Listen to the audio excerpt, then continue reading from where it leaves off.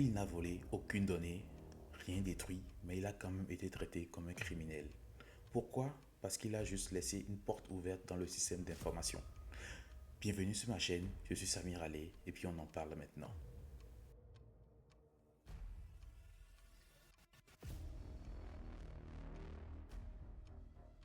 Aujourd'hui, nous parlerons de Lucas, 36 ans, responsable IT dans une boîte de consulting.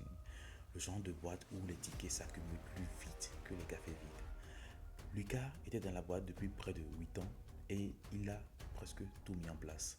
Serveur, VPN, les comptes utilisateurs et même des scripts pour automatiser les sauvegardes. C'était son système, il le connaissait. Puis un lundi matin, il apprend une nouvelle qui va tout chambouler. Sa boîte a trouvé une ESN moins chère et son poste allait être supprimé. Dans 2 semaines, il va devoir remettre son badge. Suite à ça, Lucas est resté professionnel et calme, mais à l'intérieur, il était vraiment brisé et humilié.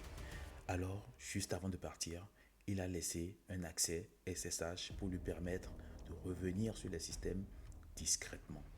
Pour lui, c'était rien. Il ne savait pas qu'il allait pouvoir l'utiliser et ne l'envisageait pas du tout. C'est comme une vengeance silencieuse.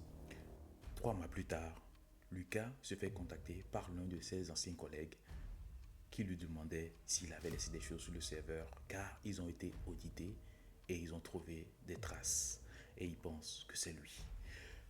Prise de panique, sueur froide, Lucas tente de se connecter mais mauvaise idée. Il vient de laisser encore des traces. 2 heures plus tard, son ancien employeur porte plainte pour intrusion non autorisée. Et là, tout va très vite. Perquisition, garde à vue, il perd son nouveau boulot. Le pire, c'est qu'il n'a rien fait du tout et du fait qu'il puisse laisser cette possibilité, ça suffisait. Ce n'est pas parce qu'on n'exploite pas une faille de sécurité qu'on n'est pas responsable de l'avoir laissée. En cybersécurité, les intentions ne suffisent pas. Il y a des règles et les règles protègent tout le monde. Pour les entreprises, il est toujours important de révoquer les accès aux collaborateurs qui partent. Faire des audits réguliers, surtout pour les profils IT, et mettre en place de la journalisation et de la surveillance des comptes. Maintenant, pour les pros du IT, il est important de ne laisser aucune trace, par fierté ou même par colère. Vous n'êtes pas propriétaire des systèmes d'information ni de l'infrastructure et ce que vous laissez peut être utilisé contre vous. Ce n'est qu'une simple fiction, mais elle se base sur des faits bien réels.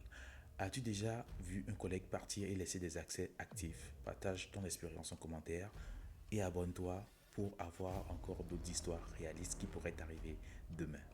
Merci beaucoup, portez-vous bien et puis à la prochaine.